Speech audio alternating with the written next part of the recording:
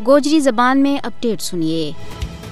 پاکستان کا طرف سے ایک بیان میں بھارتی حکومت نہ کشمیری عوام کا حقیقی نمائندہ جن میں محمد یاسین ملک بھی شامل ہے غیر قانونی حراست کے ذریعے نشانوں بناؤ دے باز نے ان کے واسطے خبردار کیو گیا ہے۔ پاکستان نے زور دے کے کیا ہے کہ عالمی برادری نہ محمد یاسین ملک اور دوجا کشمیری حریت رہنماواں کی بھارت کے غیر قانونی اور غیر انسانی نظر بندی کو نوٹس لینے کی اشد ضرورت ہے۔ حریت رہنما یاسین ملک نہ بھوک ہڑتال کے بعد نئی دہلی کی تہاڑ جیل کے بچ طبیعت خراب ہونے کے بعد اسپتال منتقل کر دیتا گیا ہے جت انہوں مصنوعی طریقہ پر خوراک دیتی جا رہی ہے۔ پاکستان نے غیر قانونی طور پر نظر بند کشمیری حریت رہنما محمد یاسین ملک کی بگڑتی ہوئی صحت کے اوپر سخت خفگی کو اظہار کیا ہے۔ پاکستان نے محمد یاسین ملک کی صحت کی حالت پر بھارت نہ سخت تنقید کو نشانوں میں بنایا ہوا ہے۔ پاکستان میں بھارتی ناظم الامور نہ وزارت خارجہ مت بلاگ ہے محمد یاسین ملک کی بگڑتی ہوئی صحت پر سخت احتجاج ریکارڈ کرایا گیا ہے۔ مشال ملک کا طرف سے وزیر اعظم